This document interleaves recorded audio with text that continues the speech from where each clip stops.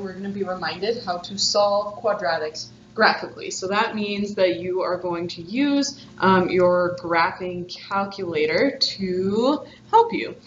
So there are a bunch of different words that are used when you see problems that ask you to solve quadratics.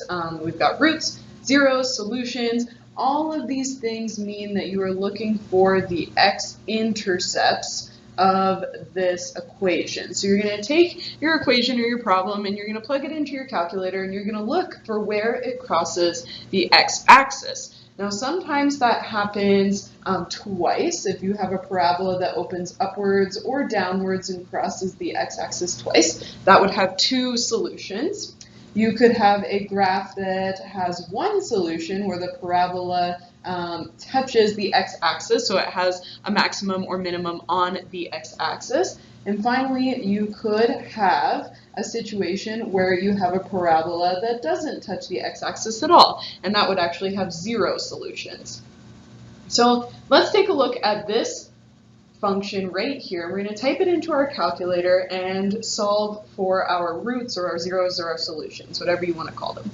Now the first thing that I notice is that I have my constant on the right hand side of the equal sign, so I'm going to add 5 to both sides to move it over to the left hand side of the equal sign. So that's going to leave me with x squared plus 2x plus 5 is equal to 0. Now I can type this into my calculator here. I'm going to take my calculator, hit my y equals button, and type in x squared plus 2x plus 5, and graph.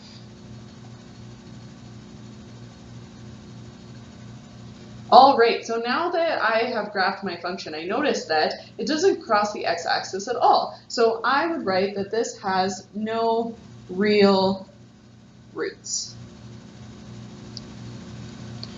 Now there's one other way that you could look at this. We can actually type this left-hand side into our calculator and type this right-hand side into our calculator and see where the intersection point is between those two graphs. Now, we know that there's no real roots, which means that if I graph the left-hand side of this function and I graph the right-hand side of this function separately, that they shouldn't actually intersect at any point because there shouldn't be any solutions. So let's give that a try here. I'm going to type in my x squared plus 2x, and then I'm going to type in y equals 5 because I've set one side equal to 5. Let's graph it and see what happens.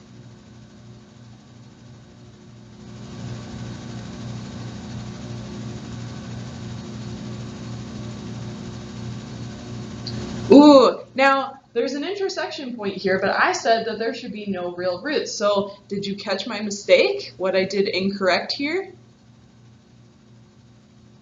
If you said, oh, it's because you typed in y equals 5 and not y equals negative 5, you would be right. So on my right-hand side of the equation here, I have y equals negative 5. But look, in my calculator here, I typed in y equals 5. So let's change that because I've typed this into my calculator incorrectly. And sometimes that happens, and we just need to take a step back and say, wait a second, that doesn't make sense. There we go. So now that I have correctly typed in both sides of the equation, you'll notice that my horizontal line here from the constant that I had doesn't intersect this graph at all. So it means that, again, there are no solutions to this quadratic function.